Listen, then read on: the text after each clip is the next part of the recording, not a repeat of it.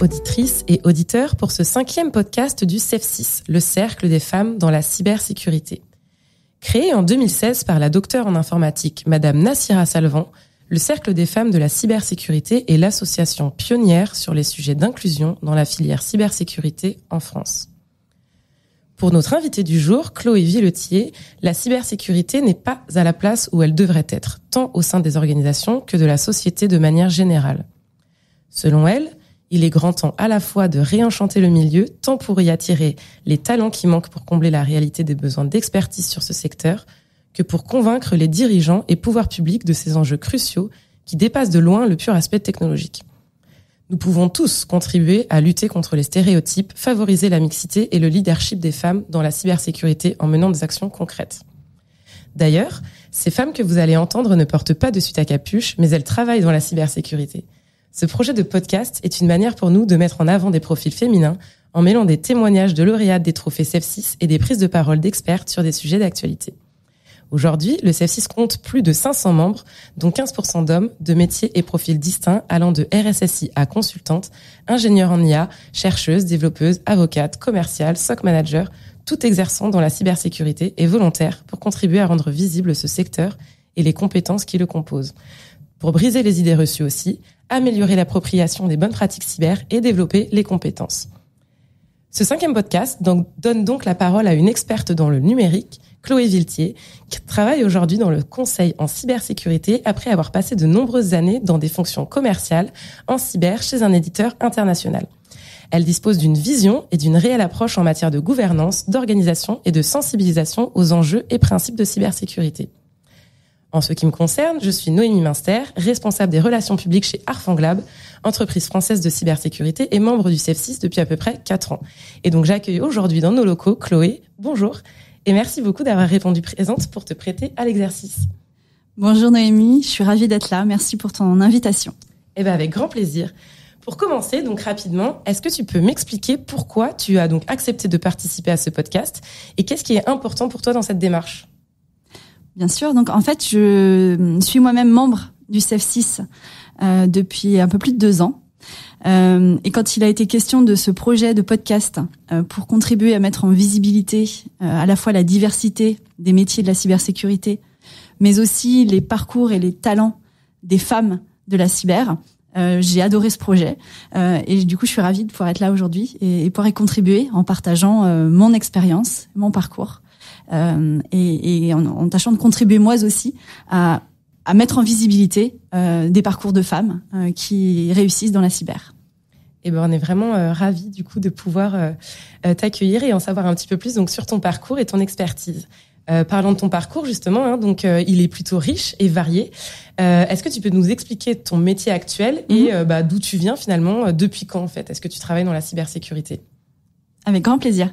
Alors, j'exerce aujourd'hui des fonctions de senior manager en cybersécurité dans un grand cabinet de conseil en management et en technologie qui s'appelle Bearing Point.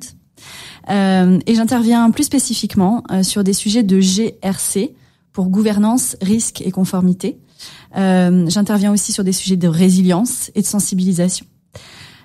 J'ai un parcours un peu atypique dans la cyber. J'ai tendance à dire que je suis un pur produit de la tech parce que j'ai passé plus de 15 ans chez Microsoft. Petite entreprise. L'éditeur international dont tu parlais tout à l'heure. Et j'y ai occupé effectivement des fonctions principalement commerciales et stratégiques. J'ai d'abord vendu la plateforme de solutions collaboratives et de cybersécurité de Microsoft à destination de clients grands comptes, français et internationaux. Ensuite, j'ai été au comité de direction de Microsoft pendant 2 ans où j'ai été directrice de cabinet de la présidente de Microsoft France. Et donc, tu l'auras compris, c'est en ça que je pense avoir un profil relativement atypique, puisque j'ai un profil plus commercial que technique. J'ai d'ailleurs fait une école de commerce et pas une école d'ingénieur. Et donc, je suis assez loin, je pense, de l'image d'Épinal que nous pouvons avoir de l'expert en cybersécurité, du geek à capuche dont tu parlais aussi tout à l'heure. Et donc, en fait, concrètement, on peut dire que rien ne me prédestinait à travailler dans la tech et rien ne me prédestinait à travailler dans la cyber. Je dis souvent d'ailleurs que le terme de cybersécurité n'existait pas à mon époque. Donc évidemment, je me projetais pas du tout dans cette discipline. Et c'est là où tu vas me demander, mais comment en es-tu donc arrivé là?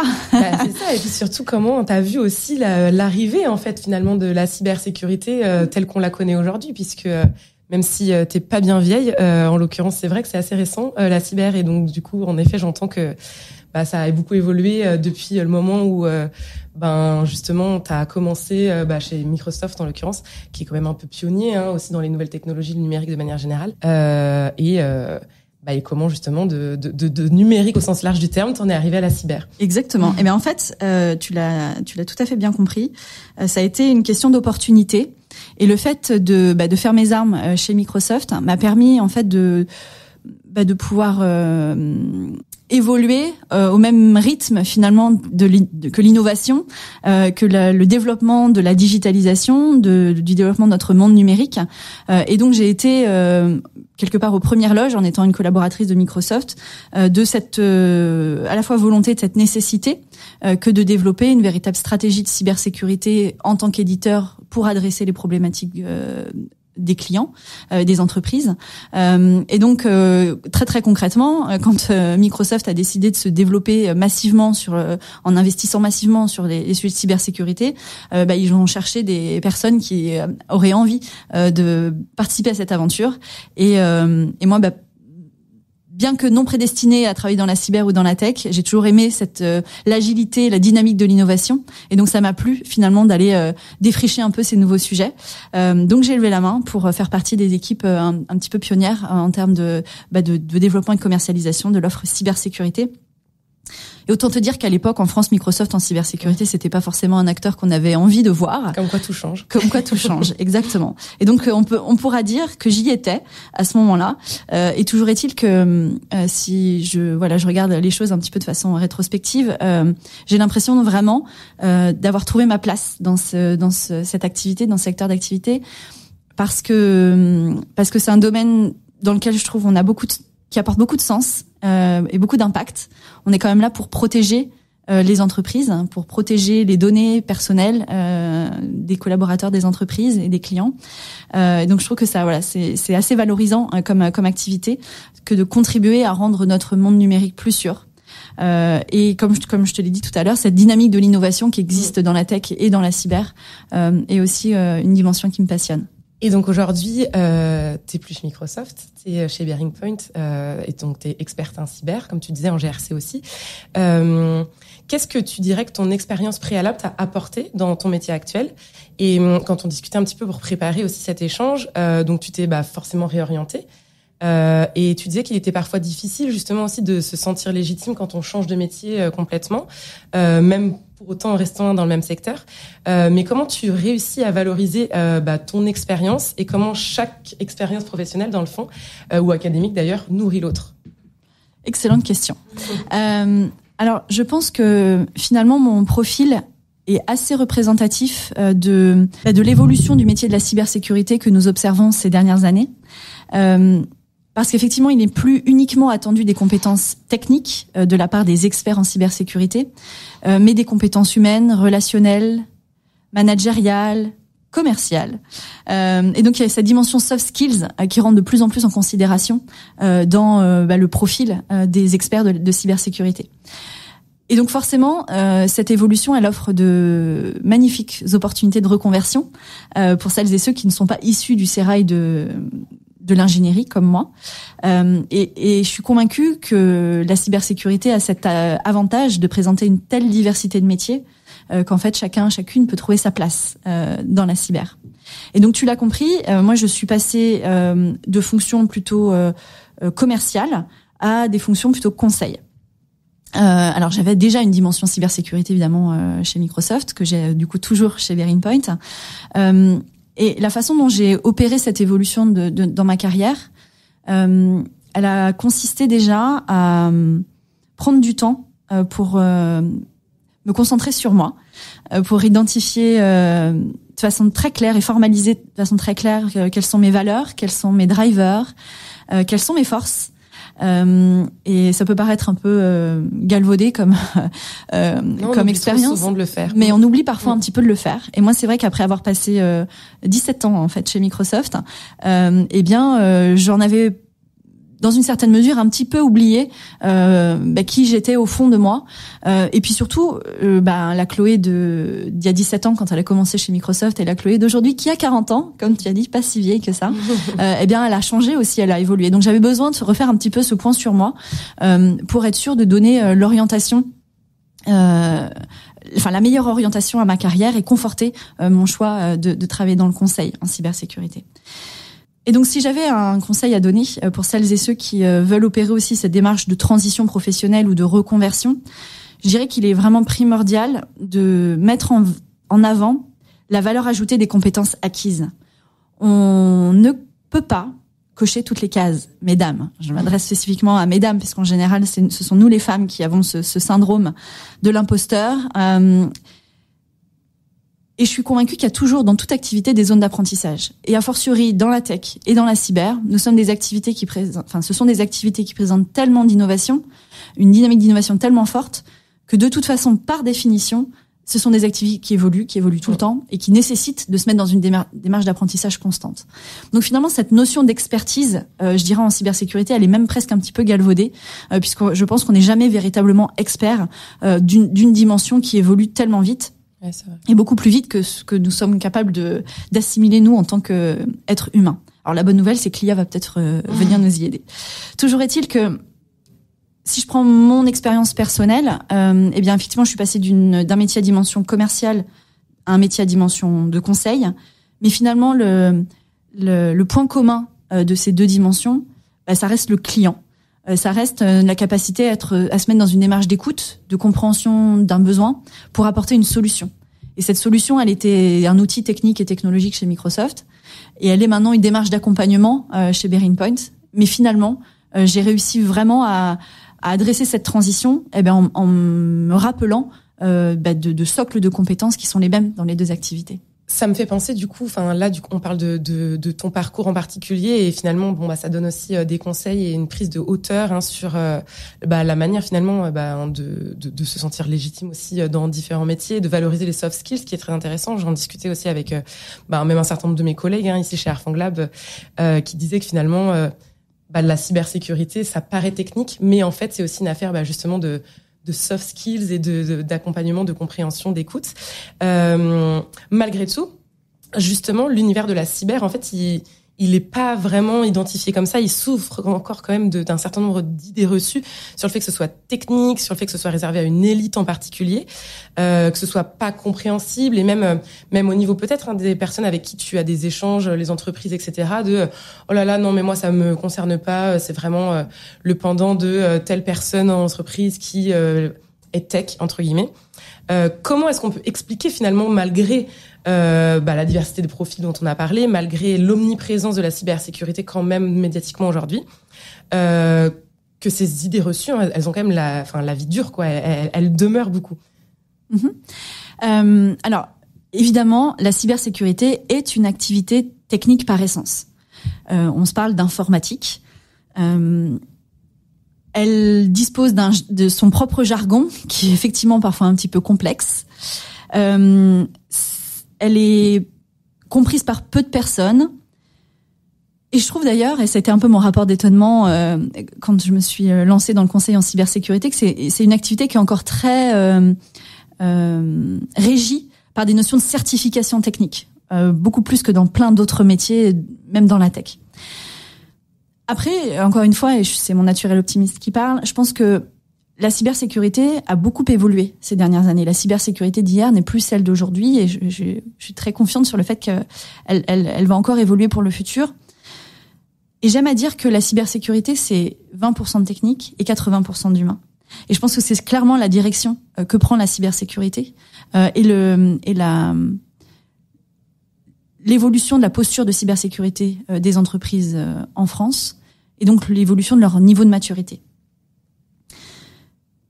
Il y a une évolution des mentalités, il y a une professionnalisation de l'activité et il y a aussi une volonté de démocratiser, de simplifier, de décrypter la cybersécurité. Et là, je fais notamment allusion à toutes les initiatives qui sont lancées soit par l'ANSSI, donc l'Agence nationale de la sécurité des systèmes d'information, ou cybermalveillance.gouv.fr, qui adresse pour l'une plutôt le domaine de l'entreprise et pour l'autre plutôt le domaine de la société civile. Alors évidemment, il y a encore du chemin à parcourir. Et pour ça, il me semble primordial de considérer la cybersécurité comme un élément incontournable de la transformation digitale des entreprises et de la numérisation de nos usages dans notre quotidien. Et je pense que c'est probablement par l'évolution de cette perception, de nos modèles mentaux en ce qui concerne la cybersécurité, que nous pourrons concourir à l'évolution de la maturité, à la fois des entreprises, mais aussi des citoyens dans leur usage des outils numériques. Oui, on a tendance toujours à faire la part des choses entre le grand public et les entreprises, mais finalement, un individu, avant d'être un professionnel, c'est aussi une personne.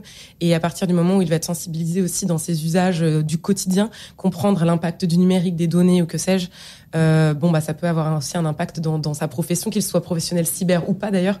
On en parlera un peu tout à l'heure de culture d'entreprise justement liée à la cybersécurité. Donc toi, selon toi, quand même, pour évoluer justement et pour continuer d'évoluer, la sensibilisation, la communication, finalement, ça fait partie de la clé aussi pour transformer les mentalités. Enfin, c'est l'approche que tu prônes. Bien sûr, je pense qu'il y a déjà un premier sujet de simplification de la cybersécurité.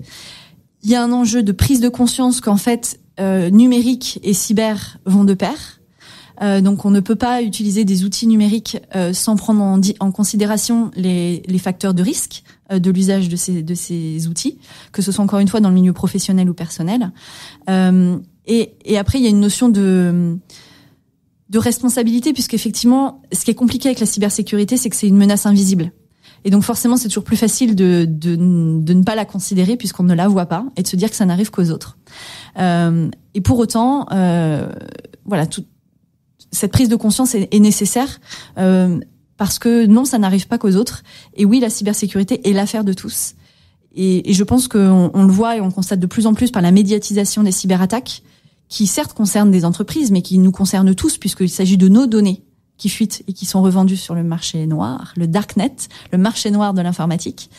Et puis surtout, et tu l'as peut-être toi expérimenté aussi à titre personnel, mais on connaît tous un ami, un proche, un parent qui a été victime d'une cyber-arnaque, qui a cliqué sur un mail frauduleux, qui a reçu un SMS en pensant que c'était une personne alors que c'était quelqu'un d'autre, etc., etc. Donc non, ça n'arrive pas qu'aux autres, c'est l'affaire de tous. Toi, aujourd'hui, du coup, tu communiques beaucoup, tu contribues énormément à rendre visible et accessible la cybersécurité via les réseaux, via des exercices tels que celui qu'on est en train de faire actuellement. Si tu devais décrire justement la cybersécurité à une personne de ton entourage qui ne maîtrise absolument pas le sujet, voire même qui dit « Oh là là, Chloé, la cybersécurité, c'est un peu compliqué, un peu ennuyeux, non ?» Comment tu t'y prendrais et qu'est-ce que tu te dis en fait finalement pour le rendre à la fois attractif et intelligible? C'est une excellente question. Effectivement, tu l'as mentionné, au-delà de mes activités professionnelles, je porte des engagements forts en ce qui concerne la démocratisation et la simplification de la cybersécurité auprès de la société civile d'une façon générale. Et donc j'essaye à travers les réseaux sociaux comme LinkedIn, mais aussi à travers des podcasts comme celui qu'on réalise aujourd'hui ensemble, des interviews, des conférences, des tribunes, de contribuer à mon niveau, à mon échelle, à cette démocratisation. Et quand si on se prête au jeu de cette démarche de simplification et de démocratisation, on pourrait même la pousser un petit peu plus loin et essayer de se dire mais comment on expliquerait la cybersécurité à nos enfants? Parce qu'en fait, je pense que le fond du sujet, il est quand même là. C'est comment on prépare nos générations futures, qui sont elles, pour certains diraient born in the cloud ou born dans les réseaux sociaux, qui sont donc nées dans ce monde numérique. Et bien, comment est-ce qu'on les prépare à adresser les sujets, les risques de cybersécurité de façon beaucoup plus native, beaucoup plus évidente. Donc mettons-nous dans la peau d'un enfant et comment est-ce qu'on pourrait lui expliquer ce qu'est la cybersécurité?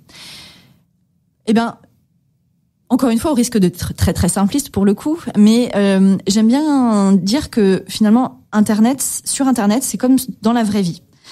Il y a plein de choses géniales, mais il y a aussi plein de dangers.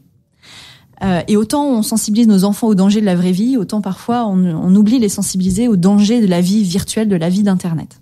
Et donc, si on devait comparer nos ordinateurs, nos smartphones, nos tablettes, qui nous permettent d'accéder à cette vie virtuelle d'Internet, à notre maison, on peut facilement comprendre qu'on ne voudrait pas laisser rentrer des inconnus dans notre maison. Eh bien, la cybersécurité, c'est un peu comme les portes, les fenêtres, les serrures, les alarmes ou les gardiens de notre maison. Et la cybersécurité, elle est là pour protéger notre maison virtuelle, finalement. Et donc, elle empêche les méchants, parce que ce sont des méchants. Que ce soit ceux qui veulent nous prendre de l'argent ou nous voler nos affaires, nos données, eh bien, ils le font, plutôt avec des objectifs malveillants. Et donc, l'idée, c'est d'empêcher ces méchants de rentrer dans sa maison et de voler nos affaires et ou d'abîmer nos jouets. D'où l'intérêt de comprendre que la cybersécurité et le numérique vont de pair, puisqu'on n'envisagerait pas d'avoir une maison sans porte, sans fenêtre, ou de laisser sa maison ouverte sans la fermer à clé en partant en week-end. Et on tend à dire parfois que c'est comme avoir une maison dans laquelle il y a une porte blindée mais les fenêtres ouvertes. C'est ça, ouais, c'est vrai. Dans ton métier actuel, du coup, tu échanges aussi beaucoup donc avec les RSSI des organisations, donc des professionnels aussi théoriquement de la cybersécurité, enfin pas théoriquement d'ailleurs, des professionnels de la cybersécurité. Comment tu décrirais le rôle justement du RSSI en entreprise aujourd'hui et comment est-ce que tu le vois évoluer dans les années à venir? Est-ce qu'on peut imaginer justement qu'il intégrera plus de gouvernance, plus de communication? Est-ce que pour le coup les profils RSSI de demain seront complètement différents d'un point de vue même parcours, compétences, formation? Je m'explique un peu dans cette question parce que aujourd'hui on le voit, il y a tout un tas d'articles aussi qui passent en disant que souvent les RSSI sont parfois mal compris, sont vus comme des empêcheurs de tourner en rond, alors que pour autant ils ont un rôle crucial, on va pas le rappeler, enfin on est avec des professionnels de la cybersécurité aussi justement sur ce podcast. Mais est-ce que c'est tout le métier qui doit se réinventer? Est-ce qu'il ne peut se réinventer que par le biais d'une transformation plus globale? Enfin voilà, quelle est ta vision là-dessus par rapport justement à ton expérience et ton quotidien? Oui, alors comme je l'évoquais tout à l'heure, je suis convaincue qu'on assiste à une véritable évolution des métiers de la cybersécurité depuis quelques années maintenant. Et donc, il n'est plus uniquement attendu des compétences techniques, mais des soft skills dont on parlait tout à l'heure, des compétences en termes de communication, de management, de négociation, de collaboration, etc. Et donc, cette évolution des profils touche, à mon avis, en premier lieu le métier du RSSI, donc du responsable de la sécurité des systèmes d'information. La cyber, elle devient un sujet à exposition COMEX. Elle est devenue un sujet à exposition COMEX ces dernières années de par la recrudescence des cyberattaques, de par l'impact important, que ce soit financier, réputationnel, organisationnel, opérationnel, de ces cyberattaques. Et bien du coup, un métier à exposition COMEX requiert un certain nombre de compétences qui peuvent être un petit peu différentes que celles qu'on attendait historiquement de la part d'un RSSI. On peut considérer qu'avant, on attendait de la part d'un RSSI des compétences techniques, des compétences opérationnelles, et donc effectivement une bonne compréhension, une expertise véritable de ce sujet de la cyber auquel personne d'autre ne comprend rien. Je pense que maintenant, on attend bien d'autres choses de la part du RSSI, qu'il se positionne au service des métiers et du business, ce que tu évoquais tout à l'heure, qu'il ne soit plus l'empêcheur de tourner en rond, mais plutôt le facilitateur du business. Oui. Et donc, qu'il ait une compréhension forte, non seulement des sujets très techniques de la cybersécurité, mais aussi et surtout des sujets business, métier de l'entreprise au sein de laquelle il évolue. Et donc, évidemment, le RSSI reste néanmoins une activité technique, une activité opérationnelle, et donc, finalement, on peut considérer qu'on attend du RSSI qui devienne un peu ce mouton à 5 pattes, cette perle rare.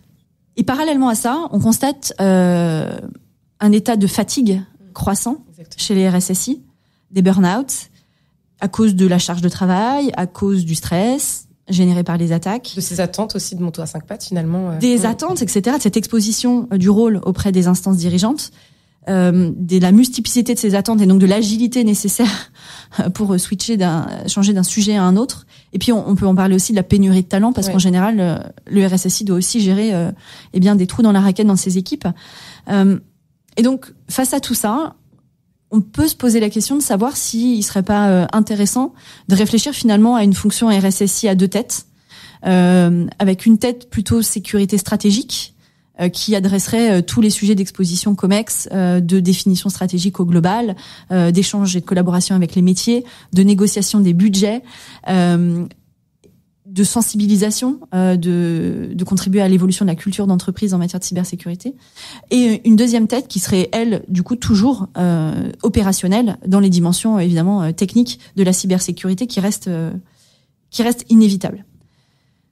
Et donc, quand on se projette, une fois de plus, dans l'évolution de ce rôle, on peut aussi se questionner sur le positionnement du RSSI dans l'organisation. Et pour cela, j'ai une conviction forte, et je suis pas la seule, évidemment, c'est le fait que la fonction DSI, donc direction des systèmes d'information, et la fonction RSSI, responsable de la sécurité des systèmes d'information, doivent être dissociées et au même niveau hiérarchique dans l'organisation, avec une exposition COMEX, donc qu'elle soit directe ou indirecte. Mais il me semble que ce sont effectivement des facteurs clés de succès pour, une fois de plus, contribuer à l'évolution de la posture de cybersécurité des entreprises, à l'évolution de leur niveau de maturité.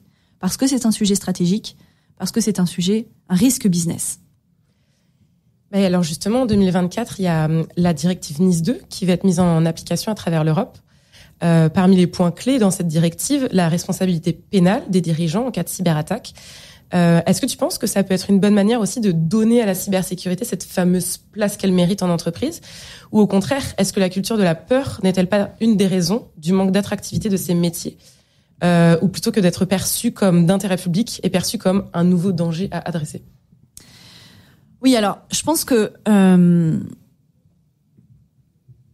malheureusement, ou heureusement, je sais pas à vrai dire, mais on a besoin d'un certain nombre de réglementations parfois pour faire bouger les lignes, comme un accélérateur de changement. Parce que ce qui pourrait prendre plusieurs années peut être probablement effectué de façon plus rapide, plus accélérée, quand on le cadre par des réglementations et quand effectivement on y applique des sanctions en cas de manquement au respect de ces réglementations. C'est évidemment pas le plus agréable. Malgré tout, c'est un mode de fonctionnement qui marche. C'est une histoire qui fonctionne, qui a déjà été mise en place dans le cadre du règlement général pour la protection de la donnée, donc RGPD, qui fixe aussi un certain nombre de sanctions qui ont été appliquées d'ailleurs, puisque on a pas mal entendu parler de certaines entreprises qui ont été concernées. Et donc, je dirais que c'est un mal nécessaire. Parce que c'est un peu notre mode de fonctionnement et que malheureusement, on ne peut pas se permettre le temps long. On doit se positionner dans une perspective de temps court en ce qui concerne la cybersécurité parce que les cyberattaquants, eux, ne prennent pas leur temps. Au contraire, ils sont très efficaces, ils sont très résilients et ils sont très rapides. Et donc, c'est une course finalement des bons contre les méchants. Et donc, l'idée, c'est d'essayer de se laisser le moins possible distancer. Et donc, je pense que c'est tout l'intérêt de ces réglementations, de ces référentiels, de ces frameworks qui existent et qui organisent beaucoup la vie de la cybersécurité. Comme je le disais au tout début de notre échange, c'est que c'est une discipline qui se professionnalise beaucoup. Et je pense que toutes ces réglementations et ces référentiels et ces normes y concourent. Alors après, effectivement, tu évoquais le point de la culture de la peur. C'est pas l'objectif et c'est pas. Je pense qu'effectivement, c'est pas nécessairement la bonne façon de voir les choses. C'est pas tant de la culture de la peur que de la culture du risque. Parce que la cybersécurité, on en parlait déjà tout à l'heure, c'est un risque important pour les entreprises, pour la pérennité des entreprises même, pour certaines, en fonction de leur taille et de leur robustesse. Et donc, la cybersécurité ne doit pas être considérée avec peur, mais avec une bonne compréhension du niveau de risque qu'elle implique. On va arriver bientôt à la fin de ce podcast. Est-ce que, pour conclure, tu aurais un message à faire passer pour contribuer finalement à l'amélioration de l'image et surtout de l'efficacité de la cybersécurité au global? Bon, j'ai plusieurs messages. Bon, le premier, mais on les a déjà tous touchés du doigt dans notre échange, c'est que c'est pour moi un vrai sujet d'éducation et de formation. Et donc ça touche évidemment au domaine de l'éducation de nos enfants, de l'école, mais aussi de l'éducation que nous proposons à nos enfants en tant que parents. Donc l'idée, c'est pas de se décharger non plus de cette responsabilité-là sur l'école. Nos enfants vivent aujourd'hui dans un monde numérique. Ce monde numérique ne va faire que s'accélérer, que se développer. C'est une réalité. On dit beaucoup, il faut pas mettre les enfants devant les écrans avant 3 ans. C'est vrai, et je suis la première à en être convaincue.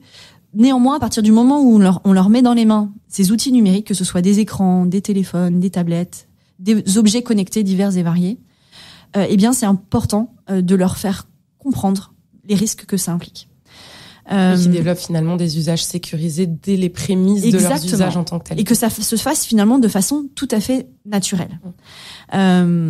C'est un peu, on en parlait quand on préparait, c'est un peu l'idée aussi de la ceinture de sécurité quand on monte en voiture. Ça a été difficile, ça a été douloureux pour ceux qui avaient l'habitude de ne pas le faire et quand il a fallu faire évoluer un petit peu les mentalités.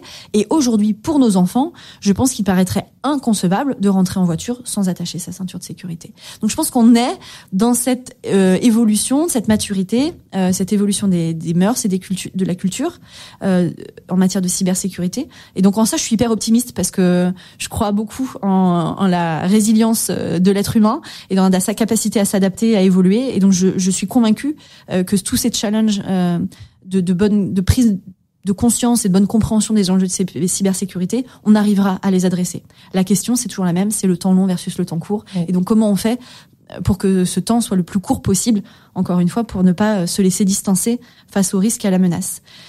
Donc, il y a ce premier sujet donc d'éducation, comme je le disais, côté école et côté parents. Parce que ces enfants sont les futurs salariés, entrepreneurs, collaborateurs de demain. Et pour ceux qui sont déjà des salariés, des entrepreneurs et des collaborateurs aujourd'hui, tout n'est pas perdu. Je pense que, évidemment, on parle beaucoup de sensibilisation, on en a parlé ensemble. Je pense que c'est nécessaire maintenant d'aller un petit peu plus loin que le pur sujet de la sensibilisation, qui est maintenant, pour le coup, effectivement, fait partie des mœurs. Quelle entreprise n'a pas compris qu'il faut faire de la sensibilisation, voire même de la gamification dans la sensibilisation, parce que tu l'as compris, il faut essayer d'amener une dimension plus ludique qu'une dimension de peur et essayer d'y donner une dimension plus émotionnelle et plus personnelle qu'une dimension uniquement professionnelle. Donc ça, je pense qu'on l'a plutôt bien compris. Maintenant, qu'est-ce qui peut faire la différence dans le futur pour, encore une fois, accélérer cette maturité des collaborateurs et des entreprises? Eh bien, pour moi, c'est cette notion de responsabilisation. Parce que c'est pas le tout d'être sensibilisé et donc de comprendre que ça existe et que ça peut arriver, mais c'est d'être convaincu que ça va arriver et que chaque collaborateur est un maillon fort de la chaîne et en même temps aussi un facteur de vulnérabilité potentielle. Et donc de comprendre que les actions de chacun en tant que collaborateur au quotidien dans l'usage de son ordinateur, de son téléphone portable ou des données qui sont manipulées peuvent être à l'origine de cyberattaques ayant des conséquences importantes pour l'organisation et pour la vie de ses collaborateurs. Et j'en terminerai là sur cette notion de responsabilisation parce que finalement d'expérience je me rends compte que les entreprises pour lesquelles c'est plus facile sont celles qui ont une véritable culture intrapreneuriale, celles pour lesquelles les collaborateurs sont complètement à la fois convaincus et impliqués et engagés dans le succès de leur entreprise. Et à partir du moment où elles sont engagées dans le succès de leur entreprise, elles sont engagées dans la réduction des risques qui peuvent mettre à mal ce succès. Et dans ces cas-là, effectivement, ça rend les choses beaucoup plus simples parce que, comme on l'a dit, la cybersécurité est un des risques, parmi tant d'autres évidemment, mais un des risques majeurs pour les entreprises. Donc voilà, éducation et responsabilisation. Il y a qu'à Faucon, mais on est là on est toutes là et tous là en tant qu'experts de la cybersécurité pour contribuer à faire de notre monde numérique un monde plus sûr. Merci beaucoup. Et puis c'est presque une bonne nouvelle quand on y pense, parce que c'est des petites actions à mettre en place qui ne nécessitent pas non plus des compétences techniques extrêmes. Donc merci beaucoup Chloé d'avoir accepté de témoigner dans ce 5e podcast du CEF6 et de vous être déplacée jusqu'à chez Airfanglab. Merci d'avoir pris la parole. Nous en avons besoin de rôles modèles comme vous pour faire évoluer les mentalités en valorisant la sensibilisation et la transformation autant en cybersécurité que dans le numérique de manière générale. Je remercie également notre CEF6ienne Clotilde Madège, productrice de notre podcast, pour la réalisation de ce 5e épisode 100% féminin. Vous avez donc écouté une cyberhistoire racontée par une femme exceptionnelle, Chloé Viltier. Retrouvez toutes les informations de l'association CEF6, Cercle des femmes dans la cybersécurité, sur notre site web cef6.fr, sur le site des trophées cyberwomanday.com, et vous pouvez aussi rejoindre la communauté engagée du CEF6 en envoyant un mail à contact@cef6.com. Et on se retrouve très vite pour le 6e podcast.